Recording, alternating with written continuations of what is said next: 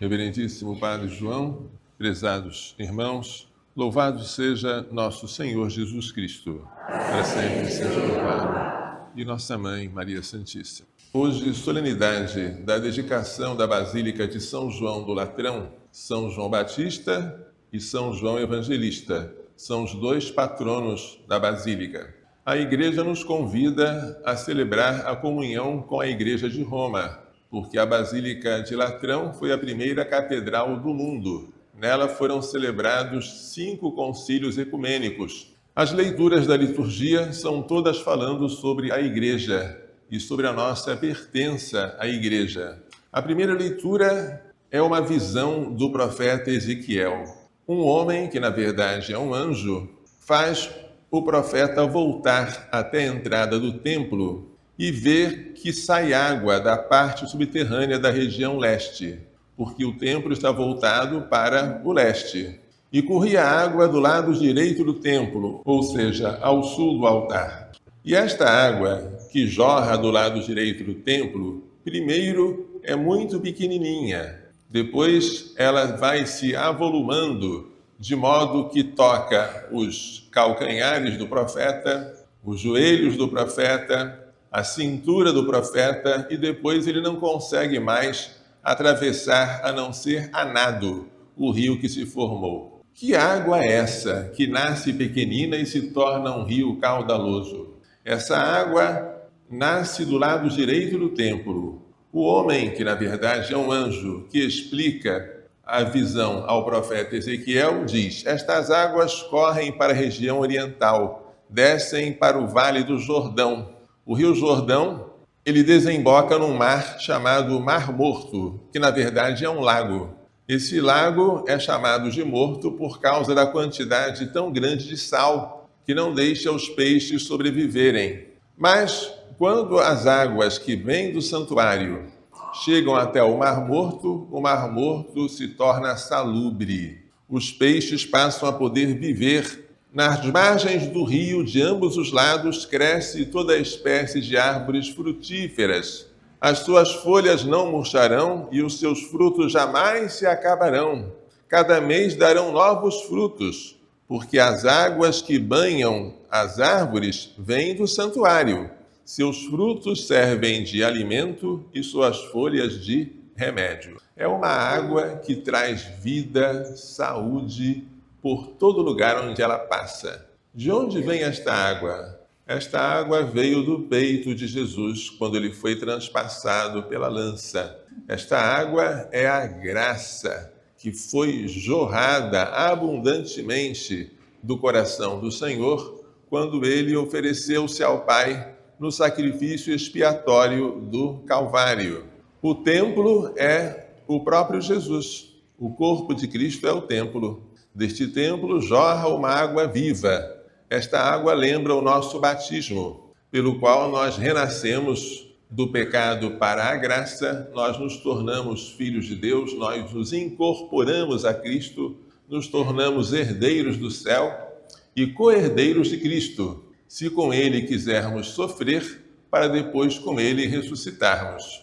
O Salmos responsorial fala de maneira mística sobre a cidade de Jerusalém como a cidade do Altíssimo e de um rio que vem trazer alegria a esta cidade. E esta cidade, alegre por causa das águas deste rio, é inabalável, porque Deus está no seu meio. A segunda leitura, tirada da primeira carta de São Paulo aos Coríntios, fala que ninguém pode construir alguma coisa sobre outro alicerce que não seja Jesus Cristo. Sobre este alicerce, alguns constroem com material sólido, outros o constroem com material frágil. E há uns terceiros que não apenas não constroem sobre o material frágil, mas destroem o templo construído. Esses são os piores. Se alguém destruir o templo de Deus, Deus o destruirá, porque o templo de Deus é santo, e isto sois vós.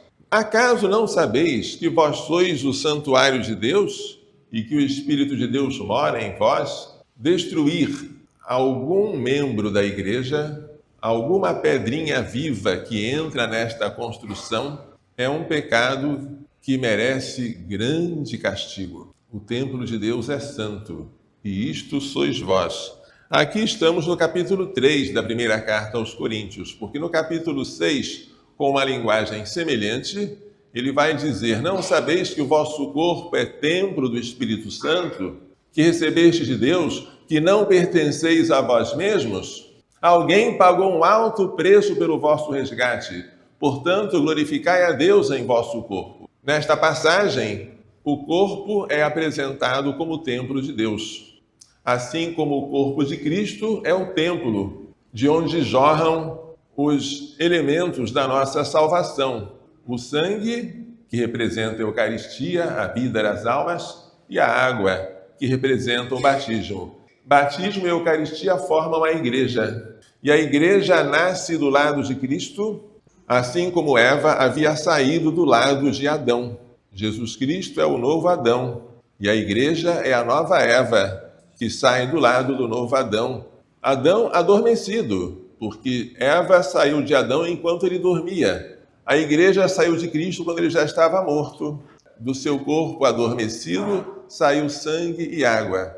O Evangelho retirado de São João mostra o zelo que Jesus tem sobre o templo, que ele chama a casa de meu Pai.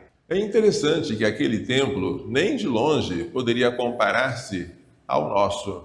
O que havia de sagrado naquele templo? O nosso templo tem o Santíssimo Sacramento.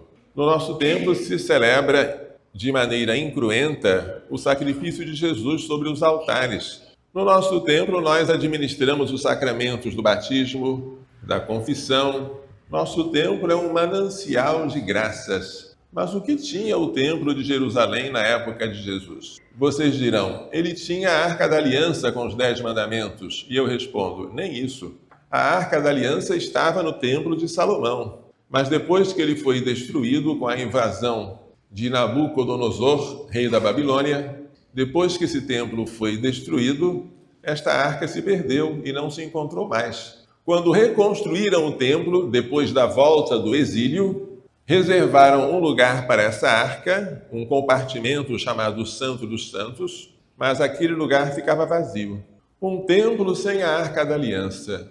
Mesmo assim, tão esvaziado, esse templo é sagrado. E Jesus não suporta que dentro dele se façam coisas profanas. Profana quer dizer fora do templo. Não são coisas pecaminosas, mas são coisas que não podem ser feitas no lugar sagrado. Comerciar, comprar, vender, trocar moedas, mesmo que seja com boa intenção. Ele encontrou vendedores de bois, ovelhas e pombas, que certamente eram vítimas vendidas para os sacrifícios que seriam oferecidos, e cambistas, trocadores de moeda para tornar possível o comércio. Jesus improvisou um chicote de cordas, agitou-o pelos ares e expulsou a todos do templo, juntamente com as ovelhas e os bois. Derrubou as mesas dos cambistas. Quanta ira! E disse aos que vendiam pombas: tirai isto daqui, não façais da casa de meu pai uma casa de comércio. Casa de meu pai. Então os discípulos, vendo esta ira, que não é pecaminosa, é uma ira santa, é a indignação que todos nós devemos sentir diante do pecado, os discípulos, vendo isto, se lembraram de um salmo que diz: o zelo pela tua casa me devora. Os judeus, vendo Jesus agir com tanta autoridade, mandando expulsar os vendilhões por si mesmos, sem recorrer ao prefeito do templo, perguntaram: com que autoridades tu ages assim? Que sinal nos mostras para agir deste modo? Então Jesus respondeu de maneira enigmática: destruí este templo e em 3 dias eu reconstruirei. Mas eles replicaram: 46 anos foram precisos para construir este templo e tu o edificas em 3 dias? Mas Jesus falava do templo do seu corpo, que seria destruído na cruz e seria reconstruído na ressurreição ao 3º dia. Quando Jesus ressuscitou, os discípulos lembraram-se desta palavra e acreditaram na Escritura e na palavra dele. Há 2 coisas, parecem-me, que fazem Jesus ficar furioso. Uma delas é o escândalo aos pequeninos. Ai dos escandalosos! É inevitável que haja escândalos, mas ai daquele pelo qual o escândalo vem. Melhor seria para este homem que fosse lançado ao mar com uma pedra de moinho amarrada ao pescoço. A pedra de moinho é extremamente pesada. Esta é uma passagem em que Jesus se mostra particularmente indignado diante do escândalo aos pequeninos, de fazer uma pessoa pequena, uma criança, por exemplo, ou um adulto mais fraco na sua fé, pecar, levá-la ao pecado. O escândalo é um pecado que merece um castigo especial. Ser jogado no mar afogado é pouco diante do castigo que o escandaloso merece. Outro pecado que causa indignação profunda em Jesus é a profanação do templo, da casa de seu Pai. Isso é bom para a nossa meditação. O nosso templo é um lugar onde nós temos nada mais, nada menos do que o corpo, sangue, alma e divindade de nosso Senhor Jesus Cristo, oculto naquele sacrário, com uma luzinha vermelha indicando que ele está presente. Diante deste templo, a melhor atitude deveria ser o silêncio. Silêncio diante daquele que é santo, santo, santo. Não convém ao lugar santo as conversas, embora não sejam pecaminosas, mas não são para o templo, elas são profanas, são fora do templo. Não convém para este lugar que nós passemos de um lado para outro sem fazer um sinal de reverência, seja ao altar, onde é feito o sacrifício, seja ao sacrário, onde está o próprio Senhor. Não convém que neste lugar nós deixemos de fazer ação de graças após a Santa Missa, após a comunhão, para agradecer o que recebemos depois da celebração destes mistérios. Nem 1000 anos de preparação seriam suficientes para se preparar para uma Santa Missa. Nem 1000 anos de ação de graças seriam suficientes. Não convém terminar a missa e sair correndo, como alguém que está com pressa de se livrar de algo indesejável. Mas se a igreja merece, a igreja de pedra merece todo o nosso respeito, por ser casa, lugar, habitação de Deus, quanto respeito merece o nosso corpo, no qual Deus habita. O nosso corpo deve ser coberto, deve ser velado. Assim fazemos com todas as coisas sagradas, nós as cobrimos. E as roupas servem, dizia São João Paulo II, para cobrir o corpo a fim de revelar a alma. Quanto mais você se cobre decentemente, mais você revela o que há de mais lindo em você, que é a sua beleza espiritual. Quanto mais você expõe o seu corpo, menos você se revela, porque os outros diante de você mal vestido ou mal vestida não verão mais do que um pedaço de carne a ser devorado, não uma pessoa a ser respeitada e amada. Esta é a função das roupas. As roupas são casca, mas a casca protege o fruto. Que seria de uma maçã se você a deixasse 30 minutos em cima da mesa descascada? Ela ficaria dando sinais de apodrecimento. Assim, para nós não nos apodrecermos, vistamo-nos bem, para não sermos causa de pecado para os outros, vistamo-nos dignamente. Lembremos que o primeiro a vestir foi o próprio Deus. Ele não gostou das folhas de figueira que Adão e Eva usaram para se cobrir e fabricou túnicas com peles de animais para vesti-los. O respeito pelo nosso corpo faz parte da virtude do pudor, que faz parte da virtude da castidade. É pela pureza, tanto do corpo como da alma, que nós poderemos ver a Deus um dia. Desde já, nós fazemos parte da igreja, que é o corpo de Cristo. Nós entramos nesta construção como pedras vivas e não devemos, com os nossos pecados, fazer cair os outros que fazem parte da mesma igreja. Porque quando um membro sofre, todos sofrem com ele. Quando um membro cai, peca, os outros não pecam com ele, mas se fragilizam com ele. E quando um membro se fortalece e cresce na santidade, toda a igreja é fortalecida e santificada. Façamos hoje a nossa profissão de comunhão com a Igreja de Roma, de respeito e obediência ao Santo Padre, e façamos o propósito de viver condignamente. Nosso corpo não é um amontoado de células, tecidos, órgãos e funções. Nosso corpo é nada menos do que o santuário onde habita o Espírito Santo.